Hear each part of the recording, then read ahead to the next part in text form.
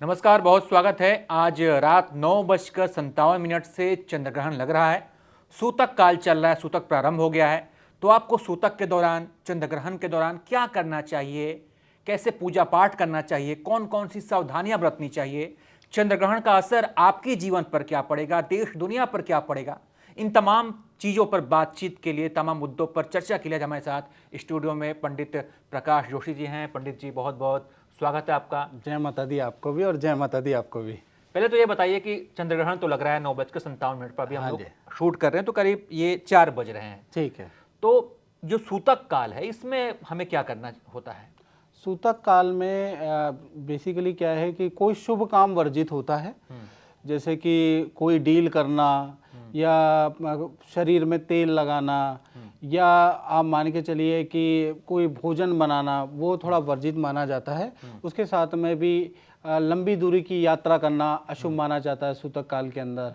सूतक काल के अंदर विवाह इत्यादि का कोई संस्कार करना वो भी बहुत अच्छा नहीं माना जाता है। व्यापार की कोई लेन देन करना वो भी अच्छा नहीं माना जाता है। तो इन चीज़ों का निषेध है, इसमें अशुभ फल प्राप्त होता है, तो ये चीज़ें नहीं करना चाहिए।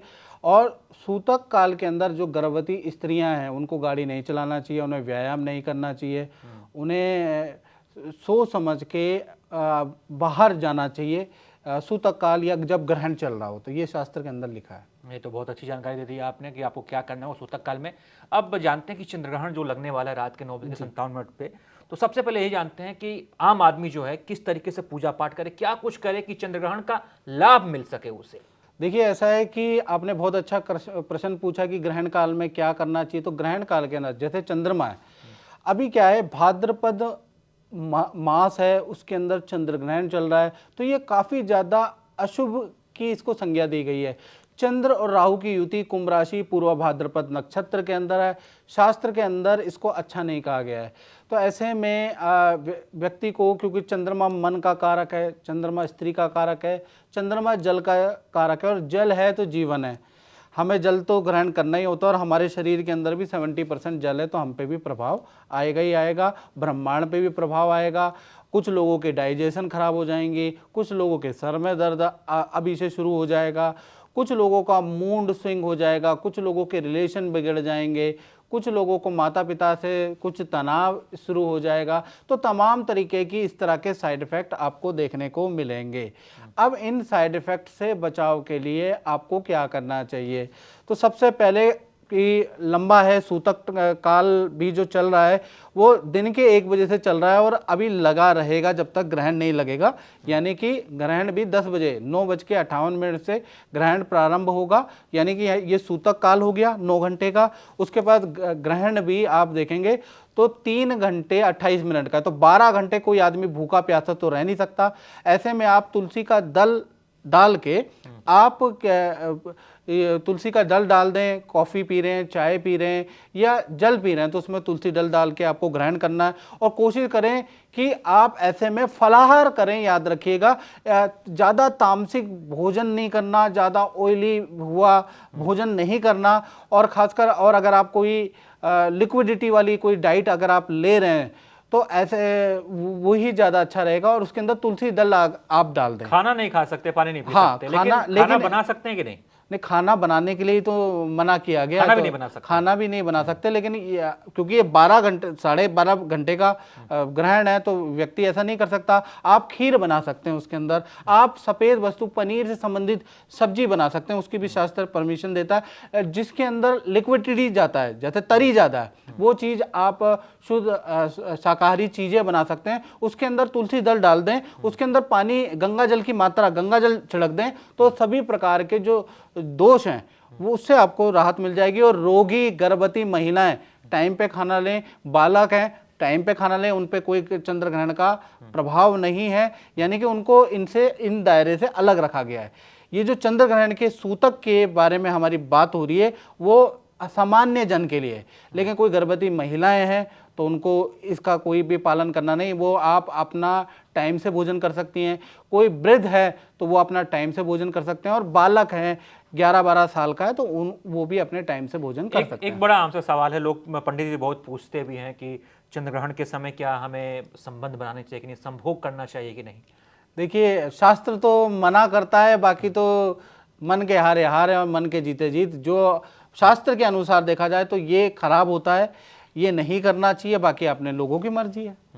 अगर मान लीजिए किसी ने भूलवश ऐसा संबंध बना लिए तो क्या प्रभाव पड़ सकते हैं उसके जीवन पर? देखिए अगर भूलवश ऐसे संबंध बना लिए तो पहला तो उनका चंद्रमा बहुत ज़्यादा खराब हो जाएगा, दोनों में आपस में अनबन होगी। लेडीज़ है साथ में तो उनका चंद्रमा, उनको मासिक धर्म से संबंधित प्रॉब्लम हो सकती है। चंद्रमा खराब होगा तो पेट की प्रॉब्लम, मूड स्विंग की प्रॉब्लम और अचानक धन में हानि शुरू हो जाएगी। तो कुल मिला के ये है कि ऐसा काम नहीं करना चाहिए, लेकिन तो चंद्रमा बहुत ज़्यादा खराब हो जाएगा और चंद्रमा स्त्री का कारक है और स्त्री पे ज़्यादा इसका इफेक्ट पड़ेगा।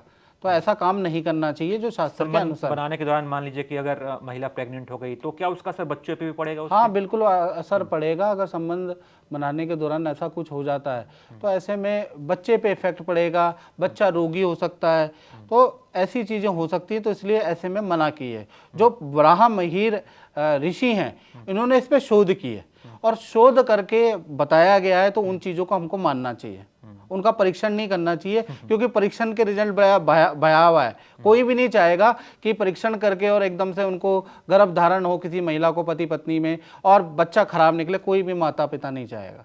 चलिए अब जो है हम ये जान लेते हैं आपसे, ये बड़ा अहम सवाल है और लोग भी ऐसे जवाब ढूंढते रहते हैं, गूगल पे सर्च करते रहेंगे कि चंद्रग्रहण के दौरान आपकी पूजा पाठ की पद्धति कैसे हो, कौन सा मंत्र का उच्चारण करें कि हमारी पूजा सफल हो, हमें ऊपर वाले का खूब आशीर्वाद मिले, तमाम रोग दुख जो बलाएं हैं वो हमसे दूर रहें? देखिए भावना से आपको पूजा करनी चाहिए। पूजा का जो सबसे अच्छा है कि आपकी भावना क्या है। पहला चीज़ आपको चंद्रग्रहण को मानना है। पहला तो मानोगे, श्रद्धाया माप्यते शक्ति। जब तक आपकी श्रद्धा नहीं होगी ना किसी चीज़ में या किसी हमारे पौराणिक महत्व पे, तब तक मान के चलिए कि शक्ति जनरेट नहीं होगी। शक्ति जब भी जनरेट होगी, आज हवाई जहाज का आविष्कार हुआ है या आप ट्यूबलाइट का आविष्कार या बल्ब का आविष्कार, आपको पता ही है ना कि इसके पीछे क्या इतिहास है। 100 बार तो ये फेल हुए हैं, फेल होने के बाद इन्होंने आविष्कार किया है। तो यानी कि इनके अपने कॉन्सेप्ट पर यकीन था। जब तक आपका किसी भी पूजा पाठ, किसी भी विषय वस्तु पे आपकी श्रद्धा नहीं है, अपने प्रोफेशन पे आपकी श्रद्धा नहीं है, तब तक आप कामयाब नहीं हो सकते। पहला चीज, पहला तो श्रद्धाया माप्यते शक्ति, श्रद्धा होनी चाहिए। उसके बाद आपको क्या करना है, जैसे ग्रहण काल है तो चंद्रमा मन का कारक है। बहुत सारी चीजें आपसे गलती हो जाती है और कहा जाता है ना, मन के हारे हारे और मन के जीते जीत। यानी मन अगर आपने स्ट्रॉन्ग कर लिया तो आप हर जंग जीत सकते हैं। याद रखिएगा, मन आपका एकाग्रचित हो गया और मन में आपका कंट्रोल हो गया तो आप हर जंग जीत सकते हैं, चाहे आपके ग्रह नक्षत्र आपके उलट क्यों ना हो। अगर आपका मन स्थिर हो गया, क्योंकि ग्रह नक्षत्र वो क्या है, वो आपसे ऐसे काम कराएंगे जो कि आप मूर्खतापूर्ण कर देंगे और उसका फिर बाद में आपको रिजल्ट मिलेगा। लेकिन आपका मन अच्छा हो गया और उससे क्या होगा कि मन स्ट्रांग हो गया तो ग्रह नक्षत्र जो जानेंगे तो वो ट्रैप आप पहचान जाएंगे, वो चाल आप पहचान जाएंगे, वो गलती नहीं करेंगे। तो इसलिए पहले मन को स्ट्रांग कीजिएगा। याद रखिएगा, तो मन को स्ट्रांग करने के लिए आपको ओम सोम सोमाय नमः ये मंत्र का जाप आप कर सकते हैं और आप ओम श्राम श्रीम श्रोम सा चंद्रमसे नमः ये मंत्र का आप जाप कर सकते हैं और आपको ये मंत्र का जाप करना है। साथ ही साथ जो चंद्रमा किसके मस्तिष्क पे धारण है, शिव के, यानी कि शिव जी की पूजा आप कर सकते हैं। ओम नमः शिवाय का जाप कर सकते हैं। ओम त्र्यंबकम यजामहे सुगंधिम पुष्टिवर्धनम उर्वारुकमेव वंदनात् मृत्योर्मुक्षे मामृतात्, यानी मृत्युंजय मंत्र का भी आप पाठ कर सकते हैं। तो इसका जितना ज़्यादा आप रिपीटेशन करेंगे तो वो आपके लिए लाभदायक है। यदि आप हिंदू धर्म से बिलोंग नहीं करते और ये वीडियो देख रहे हैं तो आप अपने जिस भी धर्म में उस धार्मिक पुस्तकें आप पढ़ सकते हैं। अगर पुस्तकों में भी आपका मन ना करे तो जिस चीज़ में आपका मन करे, जिस प्रोफेशन में, उसकी पुस्तकें पढ़ लें। यानी कुल मिला के ये है कि आप कुछ ना कुछ अच्छी चीज़ आपको ग्रहण करनी है। यानी ग्रहण का मतलब क्या है, अच्छी चीज़ ग्रहण करो ना, नेगेटिव क्यों कर रहे हो। यानी आपके मन के द्वार, आपके पट के द्वार खुले हुए होते हैं तो आप उसमें नेगेटिव चीजें मत डालो ना, उसमें ऐसी चीजें डालो, क्योंकि ये ग्रहण है, ग्रहण काल है, तो उस समय पे आप ऐसी चीजें ग्रहण करो जो आपके लिए, आपके लिए, आपके सामाजिक स्तर के लिए, आपके माता पिता के लिए, आपके स्वयं के लिए अच्छे हों। तो ऐसे में धन्यवाद आपको पंडित जी। अच्छी चीजें ग्रहण करनी चाहिए, मेरा ये मानना है। पंडित जी, चूंकि आप सभी जानते हैं कि बिहार में विधानसभा चुनाव का समय है, उसकी तैयारियां चल रही हैं, तमाम राजनीतिक पार्टियां जो है उसकी रणनीति बना रही है, जोर से प्रचार चल रहा है। तो पंडित जी, चंद्रग्रहण का असर क्या बिहार चुनाव पे भी कुछ पड़ेगा? चंद्र ग्रहण का असर तो नहीं, लेकिन खप्पर योग का असर होगा। यदि ये जो चुनाव है सितंबर और अक्टूबर, खासकर मान के चलिए 15 अक्टूबर के बाद होते हैं, ठीक है ना, इसकी डेट अगर आ जाती है तो फिर भाजपा के ज़्यादा चांसेस है, भाजपा गठबंधन के ज़्यादा चांसेस है, जो कठिनाई होगी लेकिन कुछ ना कुछ चांसेस है। अगर उससे पहले हो जाते हैं तो फिर भाजपा के लिए दिक्कत है। मैंने क्या पहले मैं समझ नहीं पाया। खप्पर योग के अंदर, क्योंकि अभी क्या है कि भारतीय जनता पार्टी या नरेंद्र मोदी जी की कुंडली में खप्पर योग चल रहा है। खप्पर योग का मतलब ये होता है जब भी 5 मंगलवार, 5 शनिवार, 5 रविवार आते हैं तो वो ज्योतिष के और मेदिनी ज्योतिष के अनुसार उसको खप्पर योग कहते हैं। इसी प्रकार से सूर्य जो है राहु के साथ बैठे होते हैं या सूर्य शनि के साथ बैठे होते हैं, इन ग्रहों से दृष्टि होती है, तो ऐसे में छत्र भंग योग होता है। छत्र भंग का योग का मतलब ये होता है, मैं आपको दर्शकों को नॉलेज के लिए बताता हूँ कि आपका राजयोग भंग हो जाता है। तो ये जो 2 योग हैं अभी सितंबर और अक्टूबर के महीने में नरेंद्र मोदी जी की कुंडली में भी एक्टिव हैं और कहीं ना कहीं भारतीय जनता पार्टी की कुंडली में भी एक्टिव है। तो ये 2 महीने थोड़े परेशान रहेंगे, खासकर 15 अक्टूबर तक। 15 अक्टूबर के बाद अगर चुनाव होता है तो फिर भारतीय जनता पार्टी, नरेंद्र मोदी जी की कुंडली फिर स्ट्रांग हो जाएगी। जी बिल्कुल, हमको बता था कि संभावित तिथि जो है बिहार चुनाव की वो नवंबर के पहले और दूसरे हफ्ते तक में है, क्योंकि अक्टूबर में दिवाली है और छठ है और छठ बिहार का महापर्व है। तो ये बात मान के चला जा रहा है, ये लोग जो सियासी उन्होंने पंडित ज्योतिषियों हैं, को दिखाई हाँ, होगी कुंडली, तो वो ये उस हिसाब से अगर आप कहें तो नवंबर के पहले और दूसरे हफ्ते में चुनाव की तारीख जो है मतदान 3 चरणों में हो सकता है। तो वही तो कहते उस हैं ना हिसाब से कि आप कह रहे हैं कि एनडीए का योग प्रबल है। हाँ, उसका कारण है ना वो जो कुंडली में ग्रह नक्षत्र उन्होंने पहले ही दिखा लिए, उनको पता है जो, क्योंकि वहाँ भी उनकी जो बीजेपी की और है वहाँ पर भी अच्छी ज्योतिषियों की टीम काम करती है, वहाँ भी अच्छे ज्योतिषी है। तो कहीं ना कहीं वो डेट ज्योतिष के अनुसार ही है, जब स्ट्रांग होता है तभी वो ज्यादातर लगता है कि आपने भी पंडित जी सलाह दी है, लगता है कि काफियों को दी है सलाह और काफी लोग जीते भी हैं। तो ये पंडित प्रकाश जोशी हैं, आप इनको सर्च कर सकते हैं इंस्टाग्राम पर, फेसबुक पर, आप इनसे सलाह भी ले सकते हैं।